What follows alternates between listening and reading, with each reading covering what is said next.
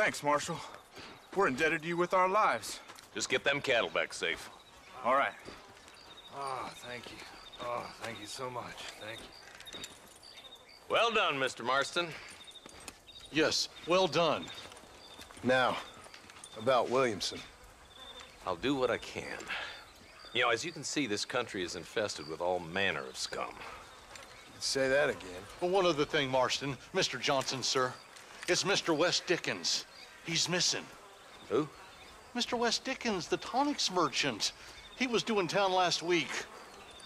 Oh, the narcotic and bat piss salesman who cons housewives out of their money with promises of eternal youth. Yes, him, but I think you're being a little unfair.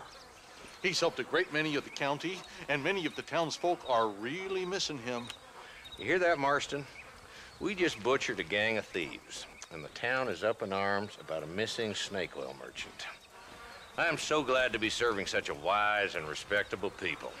Come on, Eli.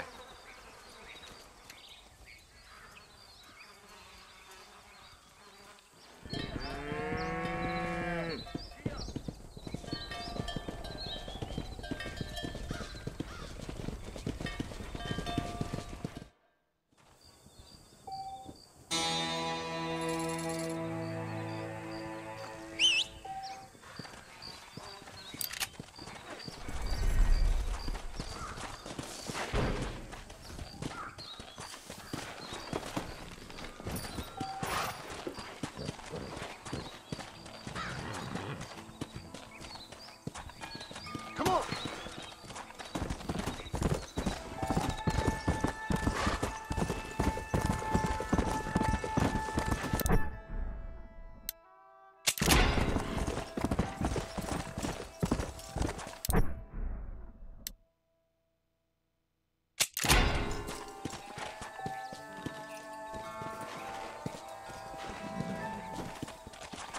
Come on!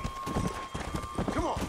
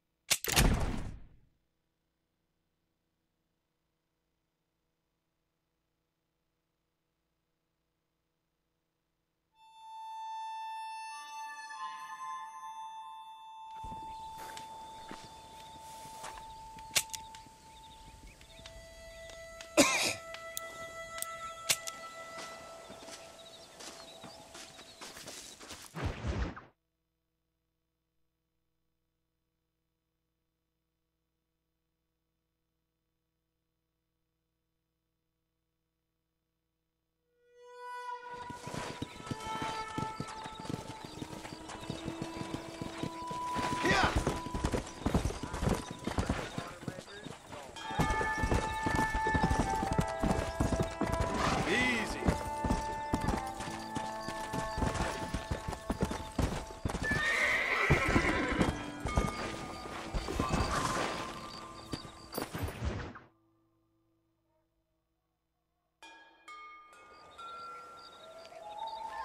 Mr. Marston, I've been hearing about your plans. Have you, Miss McFarland? Yes, from Lee Johnson, to settle here and build a life for yourself. I'm afraid those aren't my plans.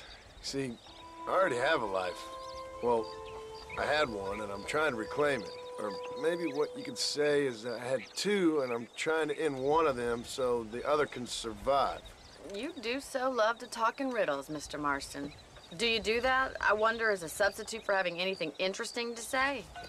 Probably, Miss McFarland. Oh, call me Bonnie, you fool. Call me Bonnie. Miss McFarland, I'm married. I have a son. I had a daughter, but she died. Years before that, I rode in a gang. We robbed banks, trains, held people ransom. We killed people we didn't like. Bill Williamson was in that gang. Now, if I don't capture my former brother in arms, great harm will befall my family.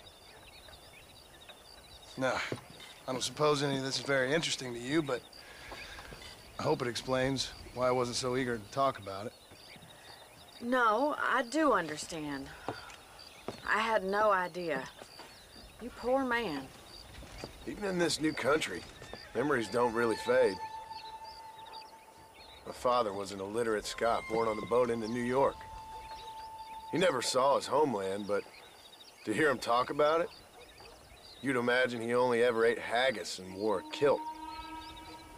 And he hated the English for what they had done to his great-grandparents that he'd never met. People don't forget. Nothing gets forgiven. That's true, especially when it comes to money. And you know, even now, after all his labors, my father's debts are still terrible.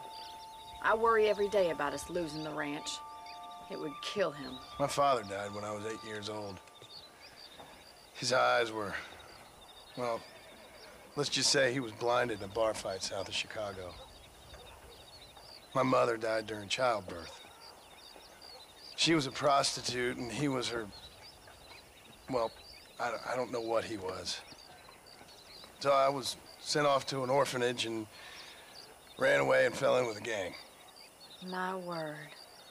What a difficult life you've lived. The leader of the gang taught me how to read, taught me how to see all that was good in the world. He was a great man in a way. But you killed people. Sure. And I've suffered for it. And that's the life I left, or tried to leave. Said too much, Bonnie. I'm an uneducated killer, sent here to do all I can do well. Kill a man in cold blood so that another man may do his part to cut crime in an area, and a rich man can be elected governor on the back of these promises. Civilization is a truly beautiful thing, Mr. Marston. Listen, can you help me? Well, I can try. What do you need, money? No, nothing so complicated. I need an extra hand to take out the herd to pasture. Sure. Point me in the right direction.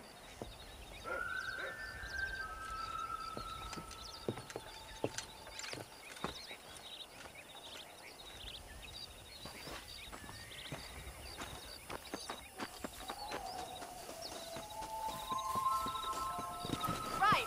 Are you ready to learn how to herd some cows?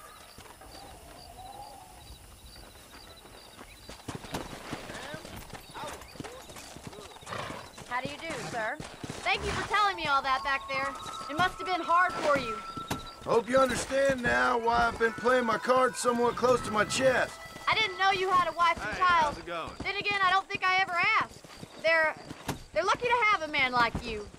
I ain't so sure about that, but thank you.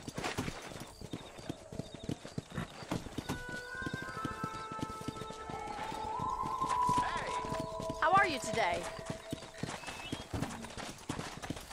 Easy now. Come on.